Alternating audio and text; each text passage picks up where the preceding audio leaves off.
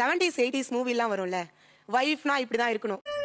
ஓ நீ அப்படி வரியா? காலையில எல்லாரும் எந்திரிக்கிறதுக்கு முன்னாடி எந்திரிச்சிடணும். எந்திரிச்சோடனே குளிச்சுட்டு ஈரத்துண்டோட வந்து வீடு ஃபுல்லா சாம்பிராணி போட்டு இனிமேல எங்களால பொறுத்துக்கிச்சுக்க முடியாது. யாரும் உணர்ச்சி வசப்படாதீங்க. டீ போட்டு தலைமாட்டில வச்சு என்னங்க என்னங்கன்னு எழுப்பணும்னு சொல்லுவாரு. கல்யாணம் புதுசா சொன்னாரு. நெஞ்சு வலிக்குது ஃபாதர். ஆனா நான் நினைச்சேன் சரி ஏதோ படத்தை பார்த்துட்டு வளருது அப்படின்னு நினைச்சிட்டு விட்டுட்டேன். எப்ப பார்த்தாலும் படம் யாராவது பார்த்தாங்கன்னா படம் பார்க்கும்போது அந்த மாதிரி சீன் ஏதாவது வந்துச்சுன்னா பாத்துக்க மாதிரிதான் எனக்கு ஆசை. தம்பி நீங்க யாருன்னு எனக்கு மட்டும் சொல்லுங்களேன். இப்ப காலைல சீக்கிரமா எந்திரிச்சானுவீங்களா, ஒரு 5-6 மணிக்கு எந்திரிச்சானுவீங்களா, வீட்டை சுத்தம் பண்ணிட்டானா ஒரு வேலை கம்ப்ளீட் ஆயிரும். எனக்கு கம்மனே கோவம் வருது. நான் பெரியல இருக்கேன். அதுக்கப்புறம் எனக்கு டீயோ கொடுத்துட்டாங்கன்னா அவங்களுக்கு ஷேர் பண்றதுக்கு வேலை ஈஸியா இருக்கும்ல. சோதிக்காதீங்க.